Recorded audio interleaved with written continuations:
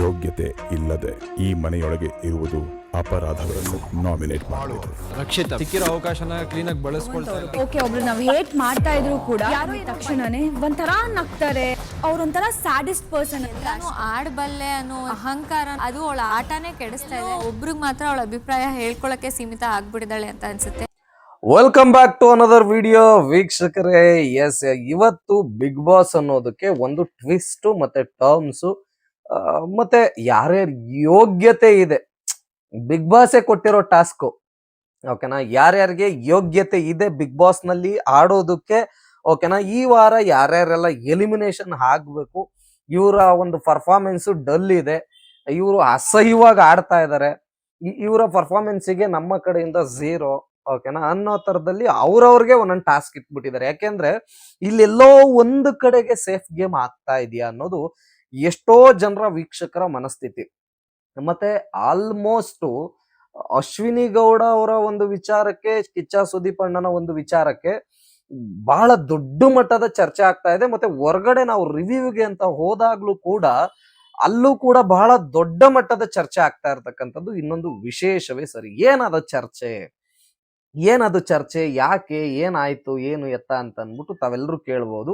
ಖಂಡಿತವಾಗಿ ಆ ಒಂದೆಲ್ಲ ಎಕ್ಸ್ಪ್ಲನೇಷನ್ಸ್ ನ ಜೊತೆಗೆ ಇವತ್ತಿನ ಪ್ರೋಮೋದ ಅಪ್ಡೇಟ್ಸ್ ಕೂಡ ತಿಳಿಸ್ತಾ ಹೋಗ್ತೇನೆ. ಅದಕ್ಕಿಂತ ಮುಂಚೆ ನಮ್ಮ ಚಾನಲ್ಗೆ ಯಾರ್ಯಾರೆಲ್ಲ ಹೊಸದಾಗಿ ಜಾಯ್ನ್ ಆಗಿದ್ದೀರಿ, ಸೊ ಈಗಲೇ ನಮ್ಮ ಚಾನಲ್ನ ಸಬ್ಸ್ಕ್ರೈಬ್ ಮಾಡ್ಕೊಳ್ಳೋದ್ರ ಮೂಲಕ ಲೈಕು ಕಮೆಂಟು ಶೇರ್ ಮಾಡಿ ನಮ್ಮನ್ನ ಬೆಂಬಲಿಸೋದನ್ನ ಮರಿಬೇಡಿ. ಎಸ್, ಈಗ ವಿಡಿಯೋಗೆ ಬಂದ್ಬಿಡೋಣ.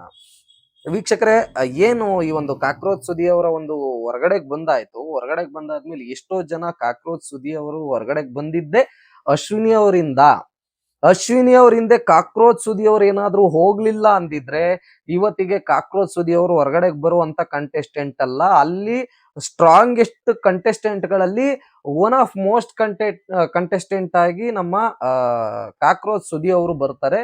ಯಾಕೆಂದ್ರೆ ಅವ್ರಿಗೆಲ್ಲ ಕೆಪಾಸಿಟಿ, ಕೆಪಬಿಲಿಟಿ ಎಲ್ಲಾನು ಕೂಡ ಇದೆ. ಸೊ ಆ ಕಾಕ್ರೋಚ್ ಸುದಿ ಅವರನ್ನ ಎಲ್ಲೋ ಒಂದ್ ಕಡೆ ಆದ್ರೆ ಕಾಕ್ರೋಚ್ ಸುದಿ ಅವರೇ ತಪ್ಪು ಮಾಡಿದ್ರು ಅಥವಾ ಅಶ್ವಿನಿ ಅವರು ಕಾಕ್ರೋಚ್ ಸುದಿ ಅವ್ರಿಗೆ ಹಿಂಗೆ ಹಂಗೆ ಅಂತ ಹೇಳಿಕೊಟ್ಟು ತಪ್ಪು ಮಾಡಿದ್ರ ಅನ್ನೋದು ಗೊಂದಲ ಕೂಡ ಎಷ್ಟೋ ಜನ ವೀಕ್ಷಕರಿಗೆ ಇರ್ತಕ್ಕಂತಹ ಒಂದು ಪ್ರಶ್ನೆ. ಅದನ್ನ ನೆಕ್ಸ್ಟ್ ಅಂದ್ರೆ ಇನ್ನೇನು ಈಗ ಫಸ್ಟ್ ಪ್ರೋಮೋದ್ ಬಗ್ಗೆ ಮಾತಾಡ್ಬಿಡ್ತೇನೆ. ಪ್ರೋಮೋದ್ ಬಗ್ಗೆ ಆದ್ಮೇಲೆ ಈ ಒಂದು ವಿಚಾರಕ್ಕೆ ಸಂಬಂಧಪಟ್ಟಂತದ್ದು ತಗೊಳ್ಳೋಣ. ಎಸ್, ಇನ್ನು ಪ್ರೋಮೋ ವಿಚಾರಕ್ಕೆ ಅಂತ ಬಂದಾಗ ಪ್ರೋಮೋದಲ್ಲಿ ಇವತ್ತು ಬಿಗ್ ಬಾಸೇ ಒಂದು ಟಾಸ್ಕ್ ನ ಕೊಟ್ಬಿಟ್ಟಿದೆ. ಯಾಕೆಂದ್ರೆ ಎಲ್ಲೋ ಒಂದು ಕಡೆಗೆ ಎಲ್ಲರೂ ಕೂಡ ಅಂದ್ರೆ ಅವರವರ ಒಂದು ಗ್ಯಾಂಗು ಅವ್ರವ್ರ ಗ್ಯಾಂಗಿಗೆ ಸೀಮಿತವಾಗಿರ್ತಕ್ಕಂಥದ್ದು ಅನ್ನೋ ತರದಲ್ಲಿ ಎಲ್ಲೋ ಒಂದು ಕಡೆಗೆ ನಮ್ಮ ಕರ್ನಾಟಕದಲ್ಲಿ ಪ್ರಚಲಿತವಾಗ್ತಾ ಇರತಕ್ಕಂತ ಒಂದು ಟಾಕ್ಸ್. ಅವ್ರವ್ರು ಈಗ ಗಿಲ್ಲಿ ನಟ, ರಕ್ಷಿತಾ, ರಘು, ಕಾವ್ಯ, ಸ್ಪಂದನ ಇವ್ರದ್ದು ಒಂದು ಗ್ಯಾಂಗ್ ಅಂತ ಫಿಕ್ಸ್ ಆಗೋಗ್ಬಿಟ್ಟೈತೆ ಗುರು. ಇನ್ನ ರಾಶಿಕಾ ಮತ್ತೆ ಸೂರಜ್ ಅವರಿಬ್ರು ಕೈಯಾ ಕಿಸ್ಕಾ ಪಯ್ಯಾ ಪಿಸ್ಕಾ ಅಂದ್ಕೊಂಡ್ಬಿಟ್ಟು ಅವ್ರೆಲ್ಲೋ ಒಂದ್ ಜಾಗದಲ್ಲಿ ಕುತ್ಕೊಂಡು ಮಾತಾಡ್ತಾ ಇರ್ತಾರೆ. ಅವ್ರದ್ದು ಒಂದು ಗ್ಯಾಂಗ್ ಅಂದ್ರೆ ಅವರು ಮಧ್ಯದಲ್ಲಿ ಮಧ್ಯವರ್ತಿಗಳಾಗಿ ಇದ್ದಾರೆ. ಇನ್ನು ಅಶ್ವಿನಿ ಗೌಡ, ಜಾನ್ವಿ, ರಿಷಾ, ಧ್ರುವಂತು ಮತ್ತೆ ಯಾರು ಇವರೆಲ್ಲ ಒಂದು ಗ್ಯಾಂಗ್ ನಲ್ಲಿ ಇದ್ದಾರೆ. ಆಸ್ ಇಟ್ ಈಸ್ ಮಧ್ಯವರ್ತಿಗಳ ಸ್ಥಾನದಲ್ಲಿ ಇರ್ತಕ್ಕಂಥವ್ರು ಧನುಷು, ಅಭಿ ಮತ್ತೆ ಸೂರಜ್ ರಾಶಿಕಾ ಅವರ ಲಿಸ್ಟಿಗೂ ಸೇರ್ಸೋ ತಪ್ಪಾಗುತ್ತೆ. ಧನುಷ್, ಅಭಿ ಒಂದು ಗ್ಯಾಂಗ್ ಅಲ್ಲಿ ಇದಾರೆ. ಅಂದ್ರೆ ಅವರಿಬ್ರು ಒಂದ್ ಸಪರೇಟ್ ಆಗಿ ಏನೇ ಒಂದ್ ಆಯ್ತು ಅಂದ್ರುನು ಅಂದ್ರೆ ನೋಡಿ, ಗೆಳೆತನ ಅಂತಕ್ಕಂಥದ್ದು ಮತ್ತೆ ಅದು ವೈರಲ್ ಆಗ್ಬೇಕು ಆ ಕಂಟೆಂಟ್ ಅನ್ನೋದಾದ್ರೆ ಸೀಸನ್ 10 ನಲ್ಲಿ ನಮ್ಮ ತುಕಾಲಿ ಸಂತು ಮತ್ತೆ ವರ್ತೂರ್ ಸಂತು ಓಕೆನಾ, ಸಂತು ಪಂತು ಅಂತ ಒಂದು ಟ್ಯಾಗ್ ಲೈನ್ ಕ್ರಿಯೇಟ್ ಆಗುತ್ತೆ ಅವ್ರಿಬ್ರಿಗೂ. ಸೊ ಅವರಿಬ್ರು ಎಲ್ಲೋ ಒಂದು ಬಿನ್ ಬ್ಯಾಗ್ ನಂತೂ ಬಿಟ್ಟಿದ್ದೇ ಇಲ್ಲ. ಅದ್ ಹಂಗೆ ಕಣಣ, ಇದ್ ಹಿಂಗೆ ಕಣಣ, ನಿಂಗ್ ಗೊತ್ತಾಗಲ್ಲ ಸುಮ್ನೆ ಇರೋಣ ಅಂತ ಅಂದ್ಬಿಟ್ಟು ಯಾರು ನಮ್ಮ ತುಕಾಲಿ ಸಂತು ಮಾತಾಡಿದ್ರೆ, ಅಣ್ಣ ನಾನು ಒಂದ್ ಮಾತು ಹೇಳ್ತೀನಿ, ನನಗೆ ನನ್ನ ಆಟ ನಾನು ಕರೆಕ್ಟಾಗಿ ಆಡ್ತಾ ಇದ್ದೀನಿ, ನಾನ್ ಯಾರ ತಂಟಿಗೂ ಹೋಗೋದಿಲ್ಲ, ನನ್ನ ತಂಟಿಗೆ ಯಾರೇ ಬಂದ್ರು ನಾನ್ ಬಿಡೋದಿಲ್ಲ ಕಣಣ, ಇದಂತೂ ಸತ್ಯ ಅಂತ ಅಂದ್ಬಿಟ್ಟು ನಮ್ಮ ವರ್ತೂರ್ ಸಂತೋಷ್ ಅವ್ರು ಮಾತಾಡ್ತಾ ಇದ್ರು. ಎಸ್, ಇವರಿಬ್ರದು ಒಂದು ಕಾಂಬಿನೇಷನ್ಸ್ ಬಹಳ ಚೆನ್ನಾಗಿ ವರ್ಕ್ ಆಗಿತ್ತು. ಅಂದ್ರೆ ಅದಾದ್ಮೇಲೆ ಹೋದ ಸೀಸನ್ ಅಲ್ಲಿ ಅಂತ ಬಂದಾಗ ಹನುಮಂತು ಧನರಾಜದು ಬಹಳ ಚೆನ್ನಾಗಿ ವರ್ಕ್ ಆಗಿತ್ತು. ಅಂದ್ರೆ ಆ ಬಿನ್ ಬ್ಯಾಗು, ಆ ಕಾನ್ಸೆಪ್ಟು, ಫ್ರೆಂಡ್ಶಿಪ್ ಅನ್ನೋದು. ಆದ್ರೆ ಇಲ್ಲಿ ಧನುಷ್ ಮತ್ತೆ ಅಭಿ ಅವರ ವಿಚಾರದಲ್ಲಿ ಈ ಬಿನ್ ಬ್ಯಾಗು ವರ್ಕ್ ಆಗ್ತಾ ಇಲ್ಲ. ಮತ್ತೆ ಆ ಒಂದು ದೋಸ್ತಿ ಅನ್ನೋದು ಇನ್ಸೈಡ್ ಅಲ್ಲಿ ಇಟ್ಕೊಂಡ್ಬಿಟ್ಟಿದ್ದಾರೆ. ಔಟ್ಸೈಡ್ ನಲ್ಲಿ ಎಲ್ಲೂ ತೋರಿಸುವಂತ ಪ್ರಯತ್ನನ ಮಾಡ್ತಾ ಇಲ್ಲ. ಯಾರು?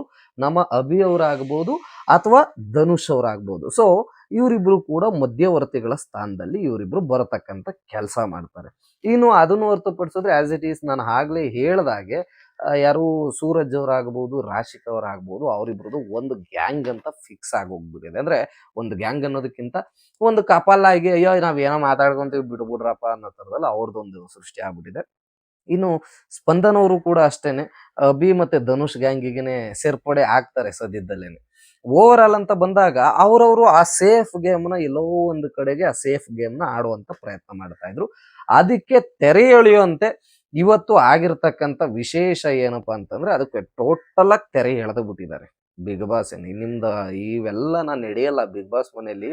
ನೀವು ಸೇಫ್ ಗೇಮ್ ಆಡೋದಕ್ಕ ನಾವು ನಿಮ್ಗೆ ಲಕ್ಷ ಲಕ್ಷ ಕೊಟ್ಟು ಕರ್ಕೊಂಬಂದಿರೋದು. ಇಲ್ಲಿ ಸೇಫ್ ಗೇಮ್ ಎಲ್ಲ ನಡೆಯಲ್ಲ. ಪ್ರಾಮಾಣಿಕವಾಗಿ ಆಟ ನಡಿಬೇಕು, ಪ್ರಾಮಾಣಿಕವಾಗಿ ಆಟ ಆಗಬೇಕು, ನೀಟಾಗಿರ್ಬೇಕು ಅಂತ ಅಂದ್ಬಿಟ್ಟು ಬಿಗ್ ಬಾಸ್ನವರೇನೆ ಒಂದು ಟಾಸ್ಕ್ ನ ಕೊಟ್ಬಿಟ್ಟಿದ್ದಾರೆ. ಅದ್ ಏನು ಟಾಸ್ಕು ಅಂತಂದು ತಮ್ಮೆಲ್ರಿಗೂ ಕೂಡ ಅಲ್ಲೇನೆ ನೋಡಿರ್ತೀರಿ. ಏನ್ ಆ ಟಾಸ್ಕು, ಏನಿರ್ಬೋದು ಆ ಟಾಸ್ಕಿನ ಮಹಿಮೆ ಏನು ಅನ್ನೋದು ಕೆಲವ್ರಿಗೆ ಗೊಂದಲ ಕೂಡ ಸೃಷ್ಟಿ ಆಗುವಂಥದ್ದಾಗತ್ತೆ. ಆ ಟಾಸ್ಕ್ ಬೇರೆ ಏನು ಇಲ್ರಪ್ಪ, ಓಕೆನಾ? ನಿಮ್ಮ ಅಂದ್ರೆ ಇಲ್ಲಿ ಬಿಗ್ ಬಾಸ್ ಮನೆಯಲ್ಲಿ ಈ ವಾರ ಉಳ್ಕೊಳ್ಳೋದಕ್ಕೆ ಯಾರೇ ಅಂದ್ರೆ ಮುಂದಿನ ವಾರಗಳಲ್ಲೂ ಕೂಡ ಉಳ್ಕೊಳ್ಳೋಂತ ಯೋಗ್ಯತೆ ಯಾರಿಗಿದೆ? ಅರ್ಥ ಆಗ್ತಾ ಇದೆಯಾ ನಿಮ್ಗೆ? ನಾಟ್ ಓನ್ಲಿ ಇದು ಬೇರೆ ಏನು ಇನ್ನೊಂದು ಮತ್ತೊಂದು ಮಾತುಗಳು, ಆದ್ರೆ ಇಲ್ಲಿ ಬಿಗ್ ಬಾಸ್ ಕೊಟ್ಟಿರ್ತಕ್ಕಂಥ ಟಾಸ್ಕು ಯಾರಿಗೆ ಮುಂದಿನ ವಾರ ಉಳ್ಕೊಳ್ಳೋಂತ ಯೋಗ್ಯತೆ ಇದೆ ಉಳ್ಕೊಳ್ಳಿ, ಮತ್ತೆ ಅವ್ರ ಬಗ್ಗೆ ಒಂದು ಸ್ಪಷ್ಟೀಕರಣ ಕೊಡುವಂಥದ್ದು ಮನೇಲಿರೋರೇ ಮಾಡಬೇಕು.